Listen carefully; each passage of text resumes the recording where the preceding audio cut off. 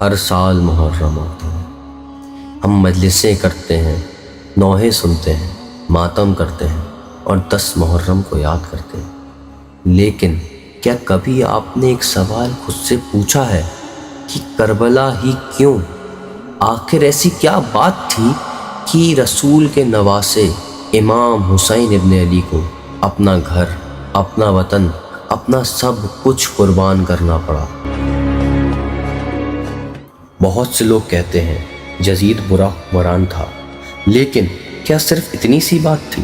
اگر صرف ایک برے حکمران کی وجہ سے کربلا ہوئی ہوتی تو تاریخ میں اس سے پہلے بھی برے حکمران گزرے ہیں، پھر کربلا ہی کیوں؟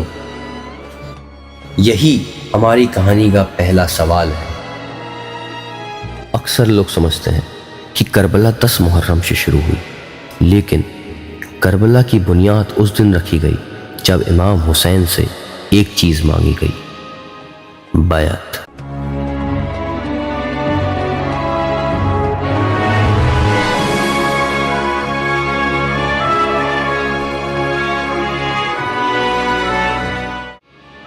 بیعت، لیکن صرف یہ ایک لفظ نہیں تھا، یہ صرف ایک سیاسی فارمیلٹی بھی نہیں تھی، اور نہ ہی صرف یہ حکمران کو مبارکباد دینے کا طریقہ۔ تو پھر بیعت تھی کیا؟ اس سوال کا جواب ڈھونڈنے کے لیے ہمیں وقت کو تھوڑا پیچھے جانا ہوگا، مدینے سے دمشق تک، اور اس شخص تک جس کی موت کے بعد تاریخ نے ایک نیا رخ لیا، معاویہ ابن ابو سفیان۔ اور اس کے بعد تخت پر بیٹھا یزید۔ یزید کو صرف حکومت نہیں چاہیے تھی، اسے تسلیمیت چاہیے تھی، اور اس تسلیمیت کی سب سے بڑی نشانی تھی امام حسین کی بیعت۔ آخر یزید کے لیے امام حسین کی بیعت اتنی ضروری کیوں تھی؟ اس کا جواب سمجھنے کے لیے ہمیں پہلے ایک بات سمجھنی ہو۔ بیعت آج کے دور میں شاید صرف ایک سیاسی لفظ لگے، لیکن اس زمانے میں بیعت کا مطلب صرف ایک حکمران کو تسلیم کرنا نہیں تھا۔ جب کوئی شخص کسی حکمران کی بیعت کرتا ہے تو وہ صرف اس کی حکومت کو نہیں بلکہ اس کے اختیار کو بھی تسلیم کرتا ہے۔ اور اسی لیے یزید کے لیے سب سے بڑی اہمیت کسی عام آدمی کی بیعت کی نہیں تھی، اسے ضرورت تھی کہ ایک ایسے شخص کی جس کی زندگی خود اسلام کی سچائی کی مثال تھی، امام حسین ابن علی، رسول اللہ کے نواسے، علی ابن ابی طالب کے بیٹے اور سیدہ فاطمہ الزہرا کے لال کی۔ اگر امام حسین یزید کی بیعت کر لیتے تو بہت سے لوگ سمجھتے کہ یزید کی حکومت بھی دینی طور پر قبول ہے۔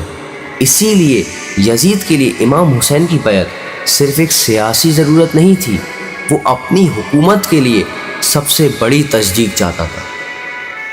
معاویہ کے بعد یزید نے فوراً مدینے کے گورنر ولید کو پیغام بھیجا۔ حکم واضح تھا، امام حسین سے بیعت لی جائے۔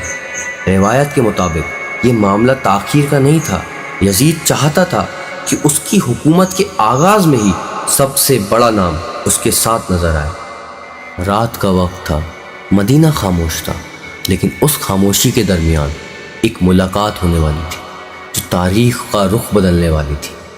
امام حسین ولید کے پاس تشریف لے گئے۔ ولید نے یزید کا پیغام پیش کیا: بیعت۔ لیکن امام حسین نے فوراً بیعت نہیں کی۔ یہ صرف ایک سیاسی فیصلہ نہیں تھا، یہ اصول کا فیصلہ تھا۔ حق اور باطل کے درمیان پہلی لکیر کھنچ چکی تھی۔